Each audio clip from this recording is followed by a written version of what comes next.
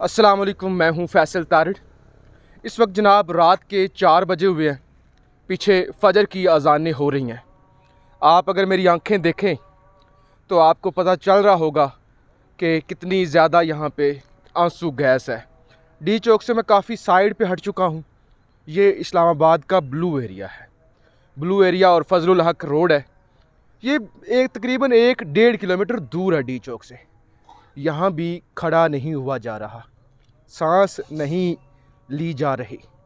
फजर की अज़ानें हो रही हैं लेकिन लोग हाथ उठा के बद दुआएँ दे रहे हैं। लोग हाथ उठा के राना सनाउल्लाह को, इस इम्पोर्टेड सरकार को और भी बहुत सारे लोगों को, यहाँ मैं नाम नहीं लूँगा लेकिन और भी बहुत सारे लोगों को लोग झोलियाँ उठा उठा के बद दुआएँ दे रहे हैं।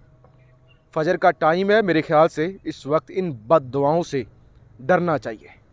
इम्पोर्टेड को और इम्पोर्टेड के मालिकों को इन बद दुआओं से डरना चाहिए कि इन पाकिस्तानियों का क्या कसूर है। सड़कों पे सो रहे हैं, जलील हो रहे हैं, धक्के खा रहे हैं, आपके चेहरे पे जलन होती है और ये घरों के अंदर बैठ के आप एक्सपीरियंस नहीं कर सकते। घर के अंदर आप बैठ के ये चीज़ें फील ही नहीं कर सकते।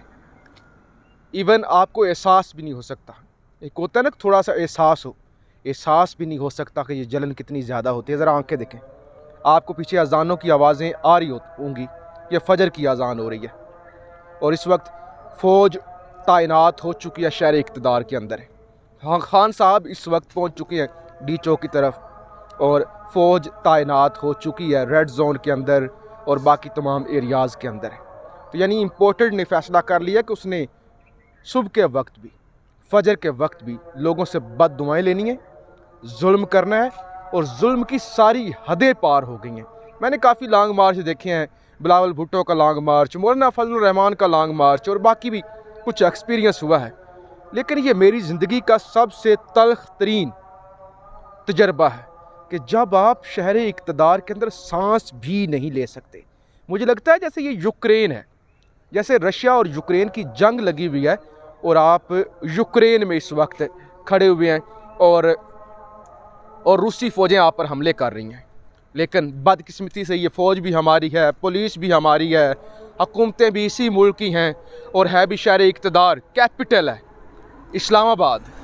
तो यहाँ पे लोग बेचारे जिस तरह से जलील हो रहे हैं, जिस तरह से बद दुआएँ दे रहे हैं। फ़ौज आ चुकी है और इम्पोर्टेड का यही प्रोग्राम भी है कि फ़ौज आ जाए, वो कंट्रोल संभाल लें ताकि माज़रत के साथ इस वक्त बोला भी नहीं जा रहा। ये मैं सिर्फ ये वीडियो किस लिए रिकॉर्ड कर रहा हूँ? इसलिए रिकॉर्ड कर रहा हूँ ताकि आप लोगों को एहसास हो कि ये लोग जो खड़े हुए हैं ना, जब मुझे बतौर सहाफ़ी यहाँ पे मैं बोल भी नहीं सकता, बोला भी नहीं जा रहा और आंखें दुखती हैं। तो आप ज़रा सोचें, आप ज़रा एहसास करें जो लोग आए हुए हैं वो बेचारे कैसे मुकाबला कर रहे हैं। अब हो सकता है जितने लोग घरों के अंदर मौजूद हैं मेरी ये गुफ्तगू सुनकर वो डर जाएं, वो कहें कि यार ये तो बड़ा मुश्किल काम है। जिस तरह से मैं बता रहा हूँ कि आप इवन सांस भी नहीं ले पा रहे इस फ़ज़ा के अंदर। यहाँ पे आप सांस भी नहीं ले सकते। आपने मेरी आंखें तो देख ही ली होंगी, सूरत हाल आपके सामने है। लेकिन भाईजान, आज़ादियाँ ऐसे नहीं मिलती, ऐसे नहीं आज़ादी मिलती, ऐसे नहीं कौमें खड़ी होती। ये तो कुछ भी नहीं है।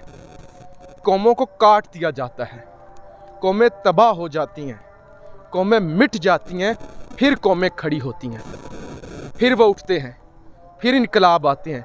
तो जो लोग मोम डैड लोग समझते हैं ना कि जाएंगे, हल्ला गुल्ला होगा, पीटीआई के तराने बज रहे होंगे, वो गाने बज रहे होंगे और हम कहेंगे जी जी जी देखे हम भी खान के साथ खड़े हुए हैं।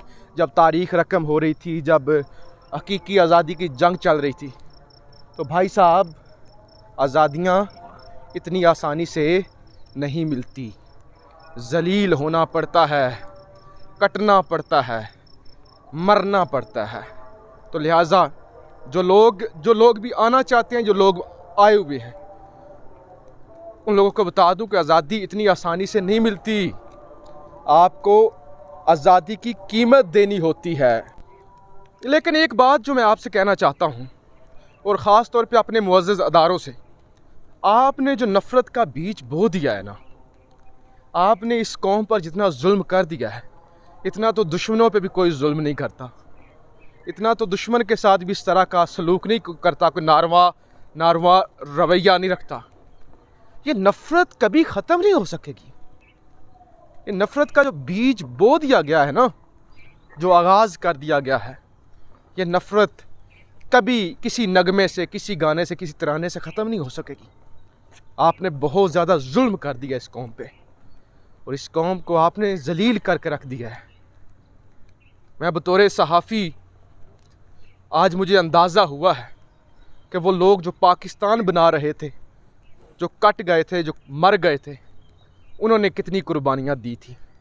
तो ये मेरी कुछ फीलिंग्स थी जो आपके सामने रखी, जो मैंने आपको बताने की कोशिश की कि इस तरह के यहाँ पे हालात हैं। इवन फजर का वक्त है और आप सांस इस फ़ज़ा के अंदर नहीं ले पा रहे, नहीं बोला जा रहा। लेकिन अगेन, आज़ादी इतनी आसानी से नहीं मिलती। आज़ादी चाहते हैं तो खौफ की ज़ंजीरें भी तोड़ दें। मेरे जैसा बंदा अगर पहुंच सकता है, मेरे जैसा बंदा अगर पहुंच के कवरेज कर सकता है, तो आप सबको यहाँ पे होना चाहिए। ये एक ऐसी जंग है, अगर ये ख़ान जंग हार गया ना, फिर ख़ान भी ख़त्म, PTI भी ख़त्म, और शायद फिर हमारी अगली तमाम नस्लें गुलाम इब्ने गुलाम इब्ने गुलाम इब्ने गुलाम इब्ने गुलाम। फ़ैसला आपने करना है। अभी थोड़ी सी मुश्किलात बर्दाश्त करनी है, या अपनी आने वाली नस्लों को गुलाम बनाना है, इस माफिया का, इस अशराफिया का, इस बदमाशिया का। पाकिस्तान जिंदाबाद।